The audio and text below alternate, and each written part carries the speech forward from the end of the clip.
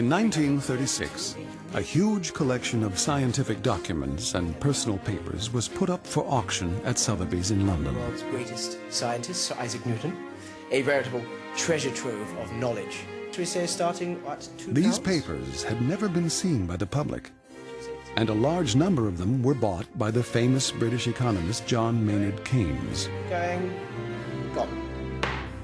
Many were written in secret code, and for 6 years Keynes struggled to decipher them. He hoped they would reveal the private thoughts of the man who invented a new branch of math called calculus, figured out the composition of light, and gave us the laws of gravity and motion which govern the universe. The man who is considered the founder of modern science, Sir Isaac Newton. Newton ushered in an age, the Newtonian age, and it was premised on the concept that everything, virtually in the universe, was amenable to scientific understanding. Newton's work has a beauty and a simplicity and an elegance that makes it the greatest work of science ever done. But what Keynes found shattered his image of Isaac Newton. For in these manuscripts, Keynes discovered an Isaac Newton unknown to the rest of the world. An Isaac Newton who seemed obsessed with religion and devoted to the occult. He is known today as a sort of a high priest of the age of reason. But this is a misconstruction of Newton. The modern interpretation of Newton is about as far as could possibly be from what Newton himself thought. On the one hand, we can recognize him as a scientist, but on the other hand, he's pursuing an activity which we now label as a pseudoscience. Now, scientists and historians are trying to reconcile the Isaac Newton they thought they knew with the Isaac Newton they're discovering in his private papers. Our project now must be to see Newton the way that Newton was, rather than trying to see Newton the way we want him to be. What are these mysterious documents revealing about one of the greatest scientists ever? Newton's dark secrets, right now on Nova.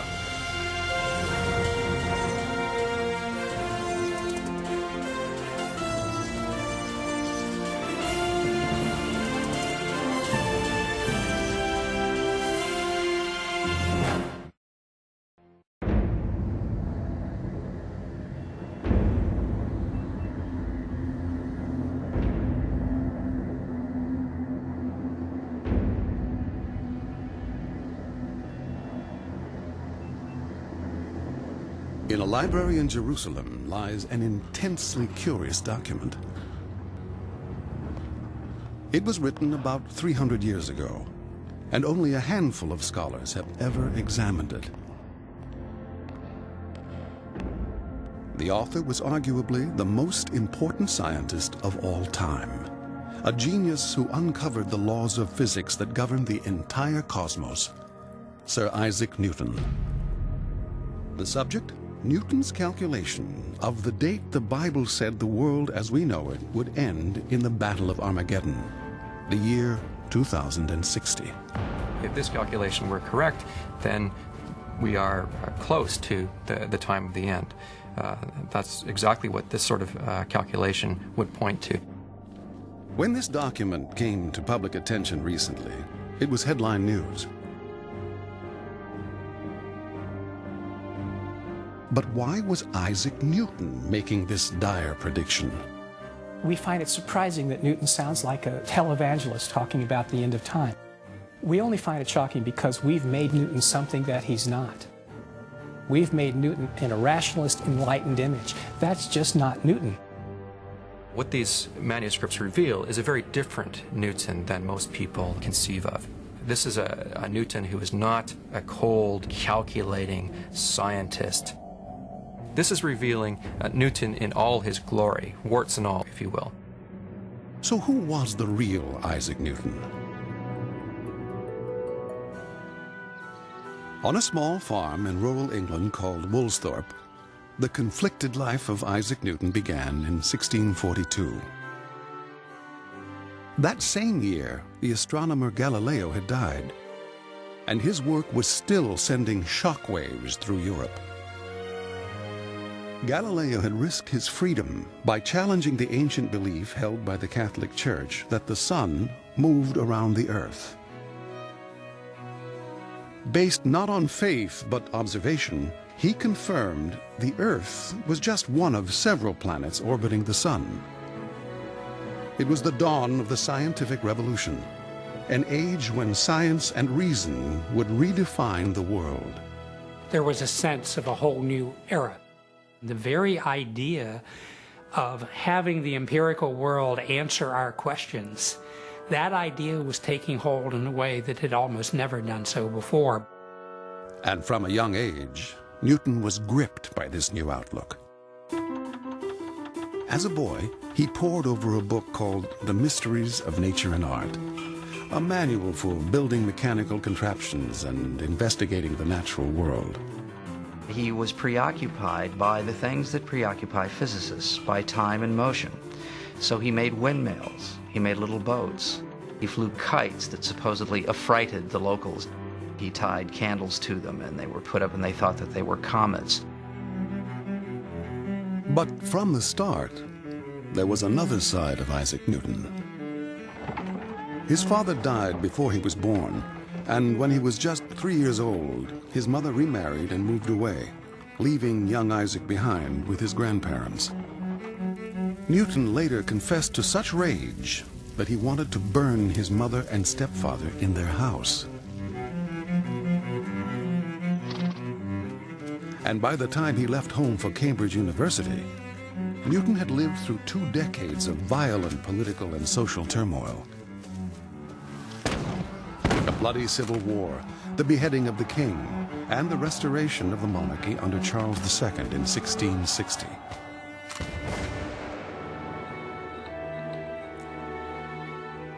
At Cambridge, Newton buried himself in his studies. Truth is the offspring of silence and unbroken meditation. He didn't go anywhere. I mean, he rarely traveled. He never went to the continent. He was that insular. I mean, he stayed in his rooms. He worked 7 days a week, 18 hours a day, and he pushed himself, drove himself. He had a library of his own that had about 1,600 or 1,800 volumes, but it was very much a world that came to him through printed matter or through manuscripts from others. The decadent atmosphere of Cambridge was something the reclusive young Newton wanted no part of. It was a time, particularly after the restoration of Charles II, it was a time of great fun and frolicking, and I think Newton would have been dismayed by many of the antics of his fellow students, drinking, going after bad young women in local villages.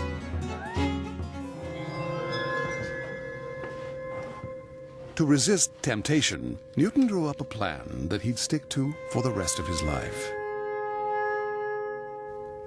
The way to chastity is not to struggle directly with incontinent thoughts, but to avert ye thoughts by some employment, though by reading or meditating on other things, or by converse. For he that's always thinking of chastity will be always thinking of women. He's a very silent, thoughtful young man who, I suppose, looks as though he's utterly tedious from the outside.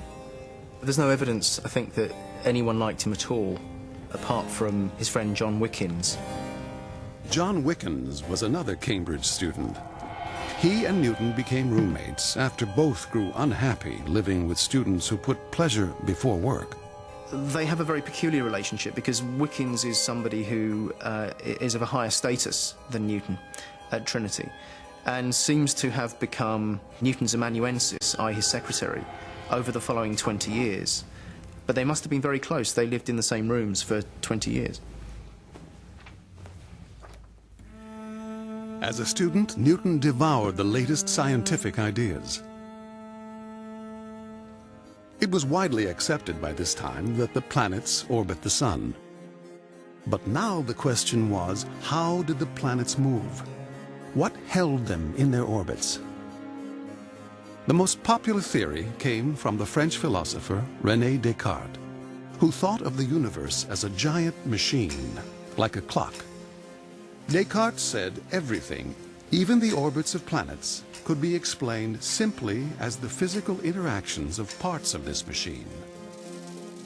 But Newton had trouble accepting this view of nature. Newton's a very smart guy, and he became convinced that the only types of statements that are acceptable are ones which you could, to put it bluntly, test in the laboratory. But just as Newton was probing the limits of Descartes, the plague struck England. Thousands died every week. The university closed, and Newton returned home to avoid infection. And it was here, in the apple orchard just outside the family home, that the legend of Isaac Newton was born. The story, of course, is that he's lying in the garden there, and instead of thinking about girls, he's thinking about the moon and how it goes around the earth and so on. And an apple falls, and the story goes as bang, he suddenly has the idea that the same thing that's making the apple fall is what's holding the moon in its orbit. Newton told this tale himself in his old age, claiming that with the fall of that apple, he realized that what held the planets in orbit was not a physical mechanism like Descartes' clockwork, but an invisible force he called gravity. And he was convinced that the force pulling apples down to Earth and keeping the moon in orbit around the Earth were one and the same. He stayed up late in the evening, calculating the strength of that force by the light of the fire. But when the numbers didn't quite work out, he put the idea aside. Or so the fable goes. I doubt that an apple was what stimulated him to get the idea. It's almost certainly an apocryphal story. Yeah, I don't think it's even known whether it ever happened. I'm extremely skeptical about the role of fruit in Newton's life. But there is no doubt that the motion of objects like apples and the moon captivated Newton at this time. The Italian scientist Galileo had proved in a famous experiment on motion that all objects falling to Earth pick up speed or accelerate downwards at the same rate, regardless of their mass. And finding the average speed of a falling object was a straightforward process.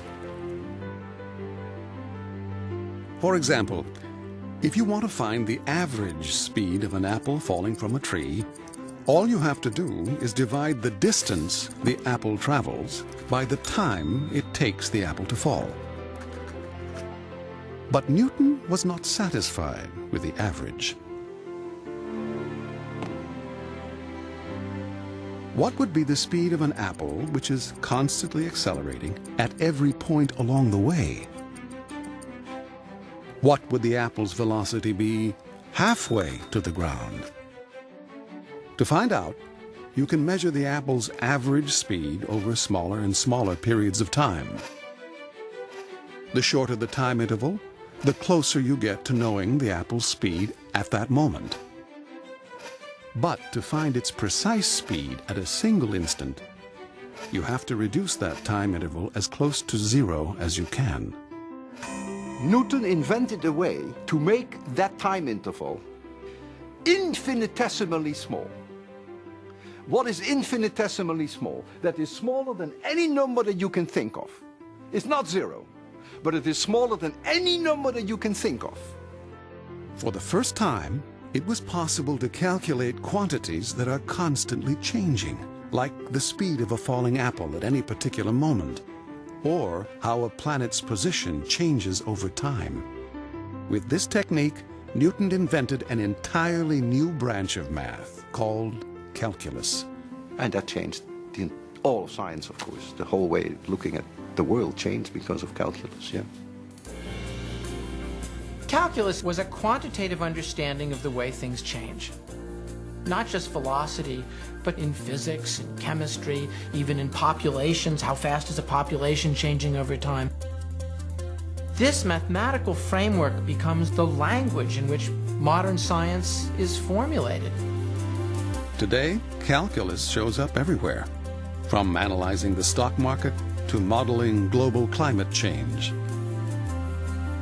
By the time he was 22 years of age, working on the calculus at Woolsthorpe, he was the greatest mathematician the world had ever seen, and yet no one knew. Only Newton knew, and it was his secret. This was a guy who adored computation of every kind. Among the things that you can see if you open his manuscripts, for instance, is there are places where you'll find he's calculated logarithms out to 50 places and things like that. Not because he needed it, but because he liked doing it. I mean, it was a pleasure to him to do that sort of thing. And if that weren't enough, Newton overturned accepted wisdom about how colors are produced, performing an experiment on himself with a large needle, or bodkin. I took a bodkin and put it between my eye and the bone, as near to the back side of my eye as I could. And pressing my eye with the end of it, so as to make the curvature in my eye, there appeared several white, dark, and coloured circles.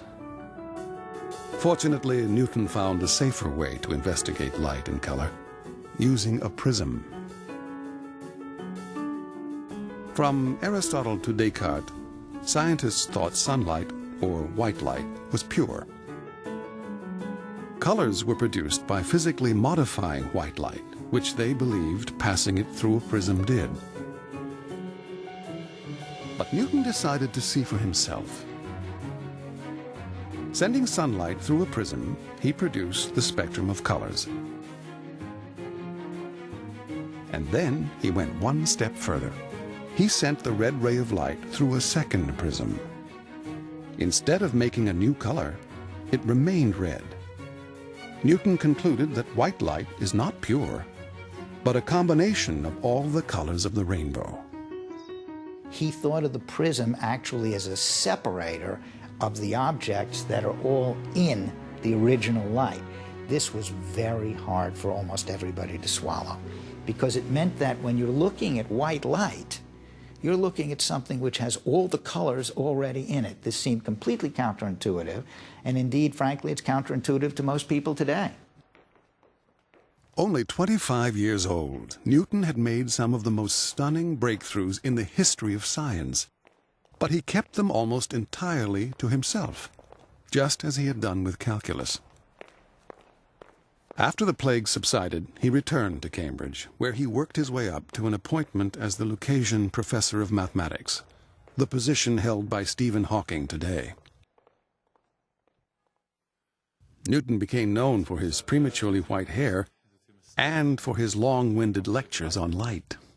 That belongs to refractions, tacitly founding their demonstration on a certain physical hypothesis not well established. I judge it will not be unacceptable if I bring the principles of science to more strict examination. The introverted Newton had little time for students, and they had little interest in him. Years later, one of Newton's laboratory assistants would recall, "So few went to him, and fewer that understood him, that oftentimes he did, in a manner, for want of hearers, read to the walls." But Newton's study of light was about to start a revolution.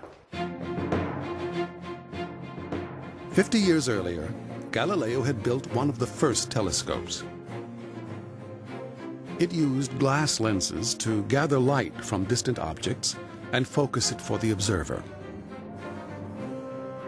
But this kind of telescope had a problem. Its lenses produced fringes of color around the edges of the objects being observed. And that meant that the objects that you looked at always had this chromatic aberration. They always looked colored, even when the original object wasn't. And Newton began on the side to make some things with his own hands. And he designed a remarkably and radically different kind of telescope from anything that had been built before. Newton realized that the edges of a lens behave like a prism, breaking white light into different colors as it passes through. So he abandoned lenses and substituted a mirror to gather and focus light from distant objects. And because the light never passed through a lens, it was free of color distortion. Newton's telescope was only 6 inches long, but Newton bragged that it could magnify about 40 times in diameter, which is more than any 6-foot tube can do. I've seen with it Jupiter, distinctly round, and his satellites. It was an instrument that has left its impact on astronomy ever since. Our huge telescopes of today are built on this model. They're gigantic versions of this tiny little thing. These are the telescopes that sit on the top of the great mountain peaks. These are the telescopes that we launch into space to peer into the deepest parts of the visible universe. Newton regarded his invention as just a toy, but a colleague took it to London, where it was shown off to King Charles II. The effect that it had on Newton's contemporaries was immediate and dramatic. It brought Newton onto the world stage of science, and Newton became an overnight sensation. Newton was elected a member of the Royal Society, a group of leading scientists in London. Most of them were awed by the whiz kid from Cambridge, and Newton was so delighted that he promised to send the Royal Society a paper he had written on his discovery that white light is made up of different colors. But members of the Royal Society had no idea that Newton was studying something far more mysterious than light by this time. His private notebooks reveal that the same year he became a professor at Cambridge, he bought 2 furnaces, an assortment of chemicals, and a strange set of books. Isaac Newton had become an alchemist. Alchemy is an ancient and secret practice with roots in the Middle East. By carrying out lengthy and complex chemical procedures, alchemists tried to produce a magical substance called the Philosopher's Stone. The Philosopher's Stone was so potent that even a small quantity was said to perform miracles, curing ailments, conferring immortality, and transforming ordinary metals like lead into pure gold. In the 16th and 17th centuries, there were many, many people who came to courts in Europe and claimed that they possessed the Philosopher's Stone. And they were employed by nobles and princes throughout Europe to make gold. In some instances, it was immensely profitable. You could milk a duke or prince of a substantial amount of money, no question. But if you got caught, it was extremely dangerous. We know that one of the customary punishments for defrocked alchemists, as it were, was to be hanged on a gilded scaffold. And sometimes they were forced to wear suits of tinsel as they were hanged to make it a public spectacle. As Newton immersed himself in alchemy, his paper on light was igniting a firestorm in London. The job of evaluating Newton's ideas fell to another Royal Society member, Robert Hooke, who would become Newton's lifelong nemesis. The paper got published, and Hooke wrote a report on this. And it's a peculiar report, because effectively speaking, what it says is, I accept all of Newton's experiments, but whatever is new in them, I already did, and all of his claims about light are wrong. For 4 years, Newton and his critics fought it out, with blow after blow published in the magazine of the Royal Society. The sensitive Newton was mortified. Newton was allergic to criticism. I mean, really allergic. He went off the wall when people criticized him. The problem for Newton was having anybody question what it was that he had done. He didn't want to tell anybody about it in the first place, but if he was forced to do it, you sure better believe what he said. He cannot convince as many people as he wants that what he said is true. And that defeat, if you like to call it that, was very bitter for him. And by the mid-1670s, he's withdrawn completely from the international world of science. Newton vowed he would never publish a scientific paper again, In the isolation of Cambridge, Newton threw himself into alchemy. Alchemy had been outlawed because the British government feared that frauds would debase the currency with fake gold. And for years, controversy has raged over why Isaac Newton took up alchemy. Even Newton's lab assistant was baffled. What his aim might be, I was not able to penetrate into. But his pains, his diligence, as those times made me think, he aimed at something far beyond the reach of human art and industry. In the past, many scholars dismissed Newton's alchemy as scientifically worthless. But now, they're taking a second look. To find out what Newton was really up to, Bill Newman has begun deciphering Newton's coded recipes and recreating alchemical experiments Newton did 300 years ago. If we want to figure out what's going on in these laboratory notebooks, that's the way to do it. Actually try the experiments and see what happens. Newton believed that in the distant past, people knew great truths about nature and the universe. This wisdom was lost over time, but Newton thought it was hidden in Greek myths, which he interpreted as encoded alchemical recipes. In some instances, he interprets the myths in a very, very exact way so that they correspond to actual recipes. But getting these recipes right is no easy matter. Like all alchemists, Newton concealed his ingredients in bizarre-sounding terminology.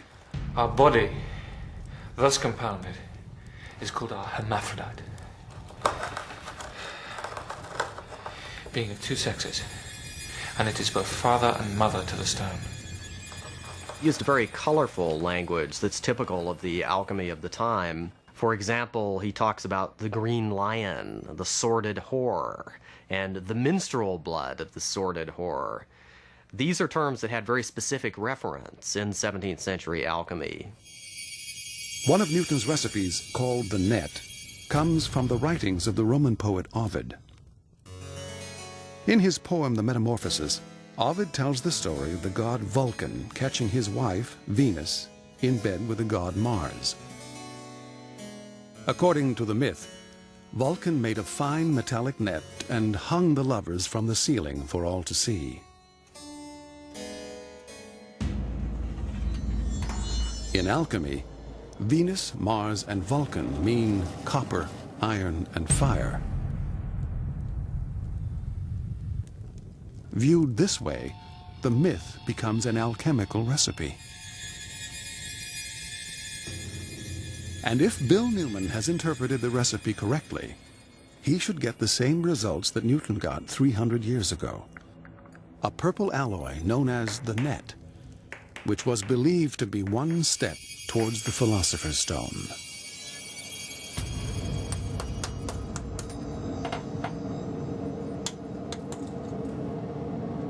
Behold, the net. It worked. A purple alloy with a striated net-like surface.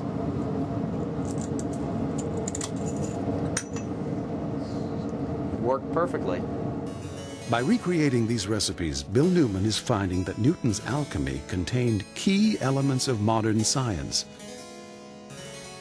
It was a systematic process with results that could be reproduced and verified. And historians have also discovered that Newton was not alone in pursuing alchemy. Other scientists of the day, including members of the Royal Society, were alchemists too. Perhaps Newton's alchemy was less an occult practice than another way to investigate the natural world. Alchemy was really matter theory. Alchemy was a science which pursued the most basic questions of what is the earth, what is all of the universe made up of, what are the components of matter. It was a profound element to the practice of alchemy, which really makes it deserving of being called early modern chemistry. He's not a madman playing around with strange spirituous substances He's trying to actually figure out how to change material particles around to get one thing out of something else, and that's not so weird. Newton's alchemy came as a surprise when it was discovered in the papers bought by the economist John Maynard Keynes in 1936. But other manuscripts now housed in Jerusalem contained an even greater surprise. For most of his life, Newton held a dangerous secret. As a fellow at Trinity College, he was required to become a minister in the Church of England. But this was something he violently opposed. Newton became convinced that the central doctrine of Christianity, the Trinity, or the idea that Father, Son, and Holy Spirit were all equally divine, was not true. The more ancient Christian texts he read, the more he believed Christ was the Son of God, but not God's equal. Now, because Newton was so convinced that God is extremely powerful and unique, Newton, as the saying goes, reads himself into heresy. In other words, Newton begins to minimize, to play down, eventually to deny the divinity of Christ. And Newton comes to the conclusion very early on that the Trinity is a blasphemy on the first commandment, because the first commandment says that thou shalt have no other gods before me, and the worship of the Father, Son, and Holy Ghost, from Newton's point of view, is a heresy. But denying the Trinity was illegal, and Newton was risking everything by holding these beliefs. If Newton had been exposed while he was at Cambridge as an anti-Trinitarian, his career would have been over. He would have been ostracized. It's almost certain that it wouldn't have involved being put to death, but definitely prison would have been one possibility. Newton was eventually excused from becoming a minister, but he wrote more about theology and alchemy than science and math combined. Only recently made available to the public at the National Library in Jerusalem, these documents are now revealing that for Newton, religion and science were inseparable, two parts of the same lifelong quest to understand the universe. Newton himself wanted to design a universe in which God was absolutely present and absolutely powerful. There's an enormous irony there. In the 18th century, gangs of interpreters, most of them French, will take the God out of Newton's world. It's a very common image of what the Newtonian world was, that it was soulless, that it was mechanical, that it really wasn't theologically motivated at all. Now, ironically, that's very anti-Newtonian, because Newton argued that God had to be present. You couldn't read him out of the universe. The most beautiful system of the sun, planets, and comets could only proceed from the counsel and dominion of an intelligent and powerful being. Newton owned more than 30 Bibles, and he examined them as rigorously as he did the natural world.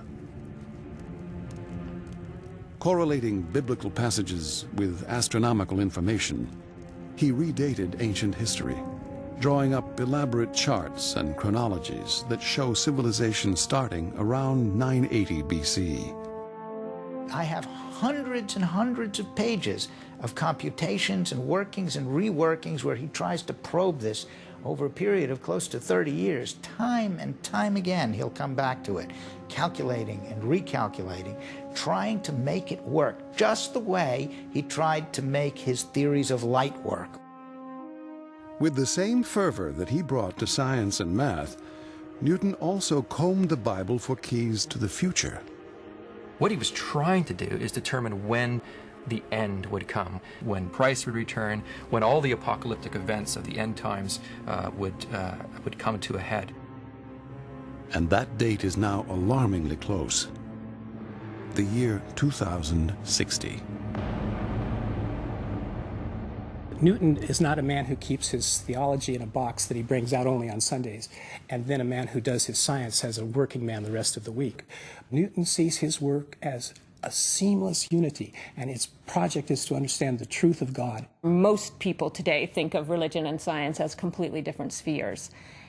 In Newton's day, Science, the investigation of the natural world, was a part of religion. It was all questions in some ways ended in divine knowledge. Alchemy and religion might have continued to dominate Newton's thoughts. But in his early 40s, he received a surprise visit that would refocus him on physics. It was the astronomer Edmund Halley, now known for the comet named after him. He asked Newton an esoteric-sounding question about planetary orbits. My question is this. What kind of curve would be described by the planets, supposing the force of the attraction toward the Sun to be reciprocal to the square of the distance from it? An ellipse. An ellipse? How do you know? I've done the calculation. You have? How did you calculate it? I'll show you. Should be here somewhere.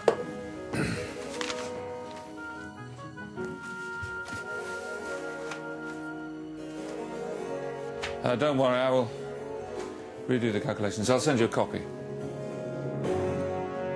Halley's question would change science forever. Through years of observation, scientists had discovered that the planets move around the sun not in perfect circles, but in slightly elongated elliptical orbits. But no one could explain why. Halley and many other scientists had begun to suspect that the planets were attracted to the sun by some kind of force.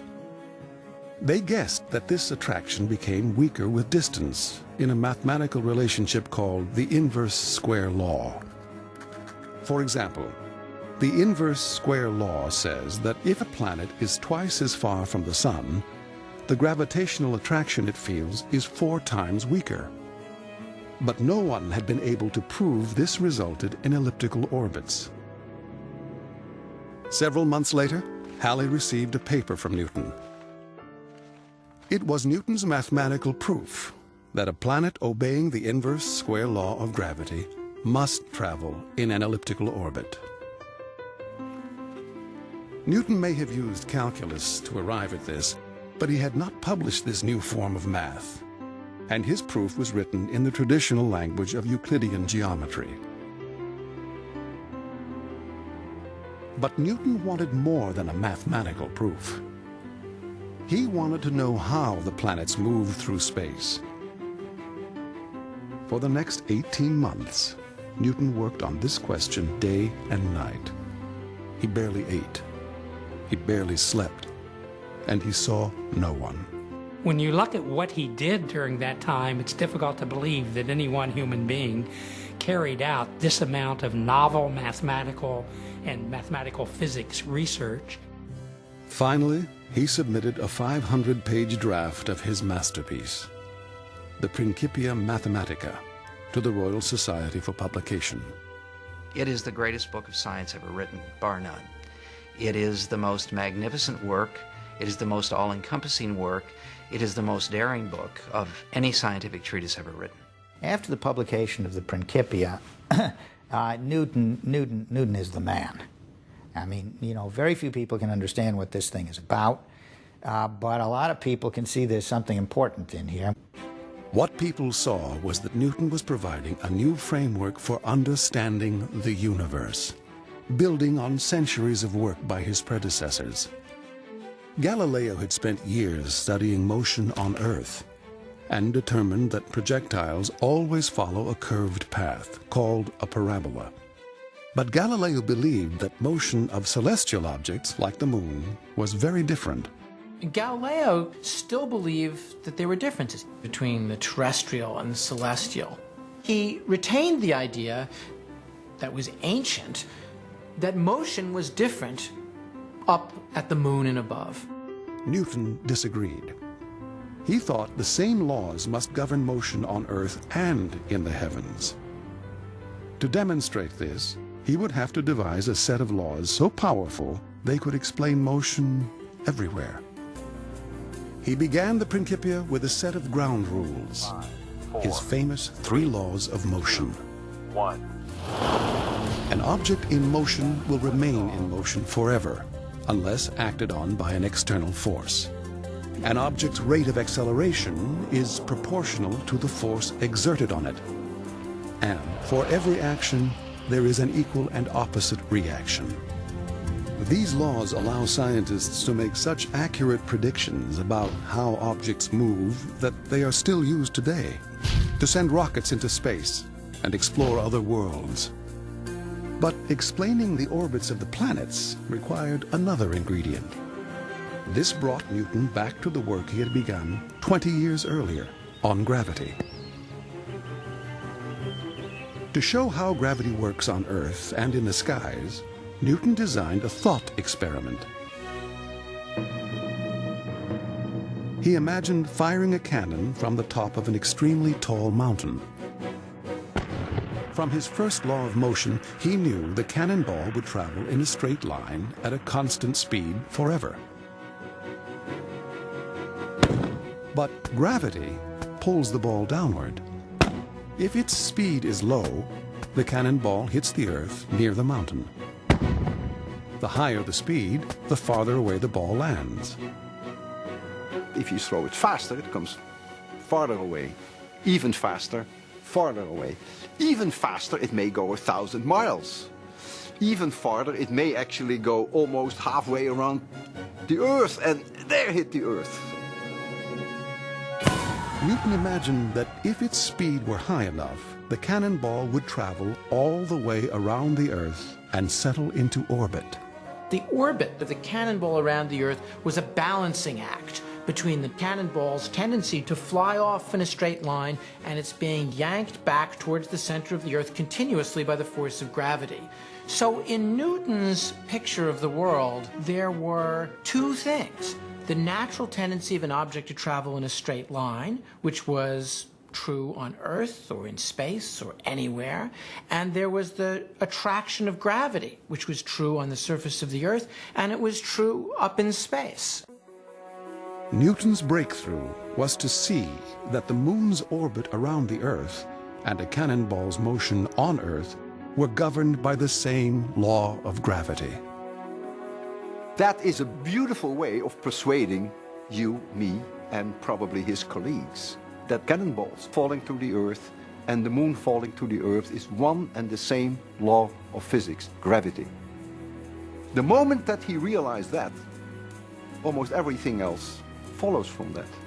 Newton reasoned that if gravity governed motion on the Earth and the moon, why not on Jupiter and its moons, which he had seen with his reflecting telescope?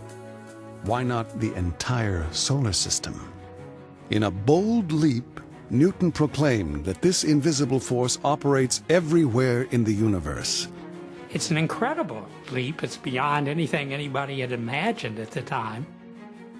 Newton called it the universal law of gravitation, and he wrote it in one simple mathematical equation. It's so important because it really tells us how nature operates in a fundamentally new way. Newton is saying the same thing that is going on in the heavens is going on Earth, and vice versa. It gives us a guidebook to answering the age-old question of what causes the rise and fall of the tides. It gives us answers to the orbits of the planets and their positions. It's a tremendous act of intellectual triumph, one of the great keystone, cornerstone pieces of our intellectual heritage. It was a total revolution. The universal law of gravity was a complete revolution the way that we think about the world, the solar system, therefore the universe, whatever the size of the universe was in those days, and therefore the way we think about ourselves. The Principia showed a promise that gravity by itself could account for virtually all the motions we know of in our planetary system. And the rest of science to this day has built off of that foundation. Newton turned out to be more correct about that than he could possibly have been confident of. But Newton was not able to enjoy his success for long. As soon as the Principia was published, Newton's old rival, Robert Hooke, claimed he had come up with some of the key ideas first. And later, Others attacked it because Newton did not explain what gravity is, just how to calculate its strength. Newton himself didn't understand it. How can this object attract this object? There's nothing in between them. That seemed to them as going back to some sort of an occult philosophy. In fact, some think Newton's idea of gravity was related to the occult practice of alchemy.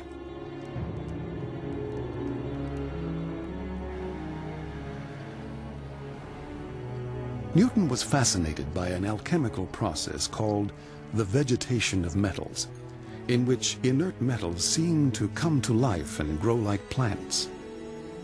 Today, we know this is just the reaction of mercury and silver with a solution of nitric acid.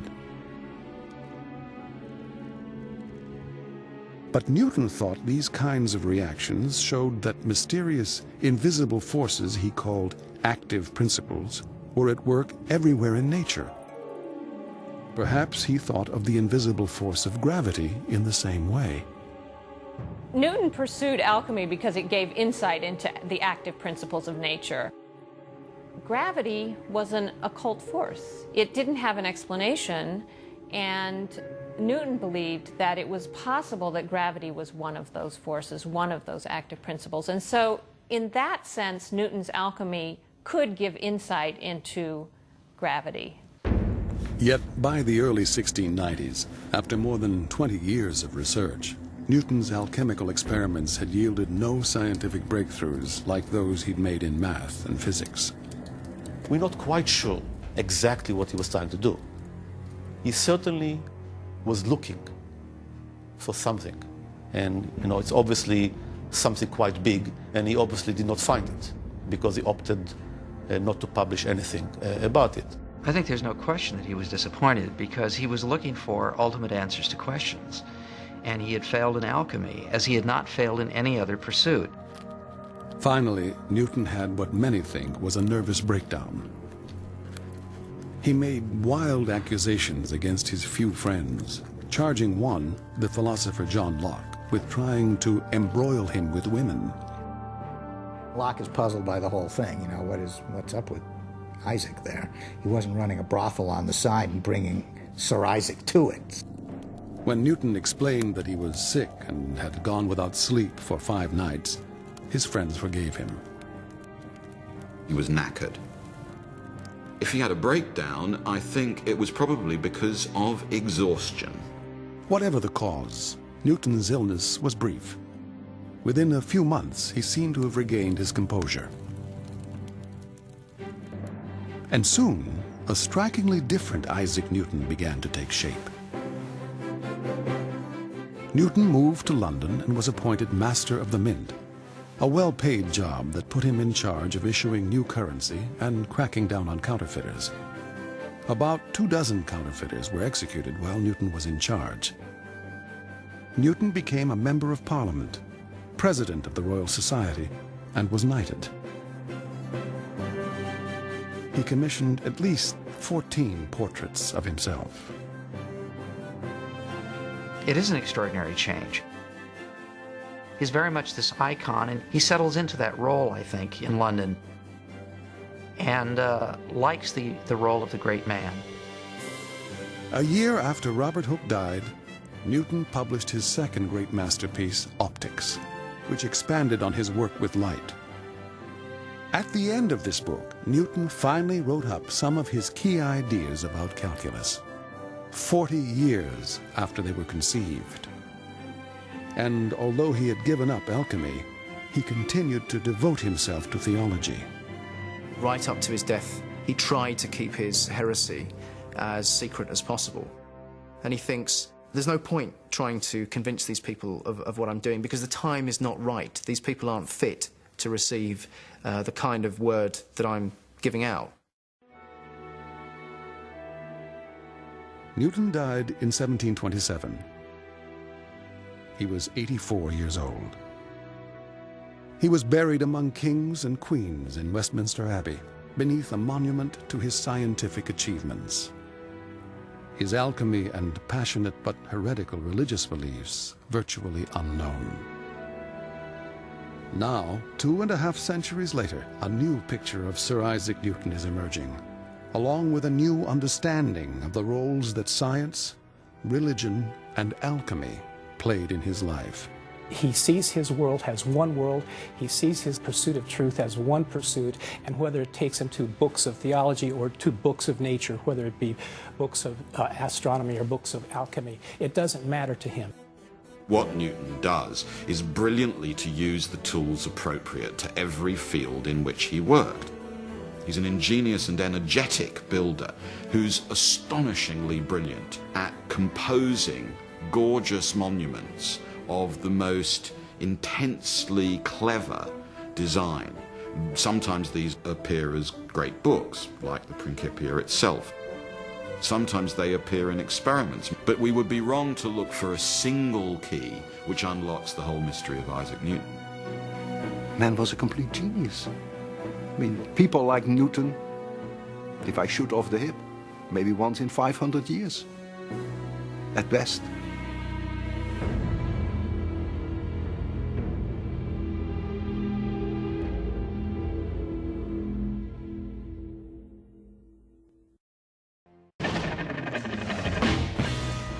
I'm Neil deGrasse Tyson, your host for Nova Science Now.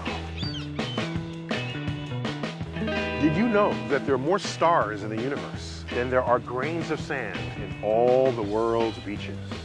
Did you know that more than half the oxygen we breathe is produced by life in the ocean?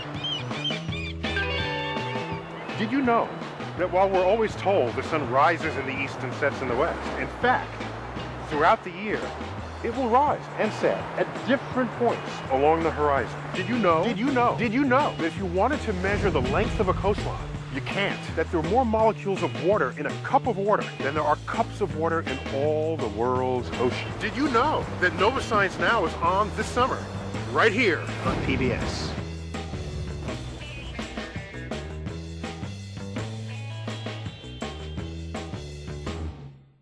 Nova is a production of WGBH Boston.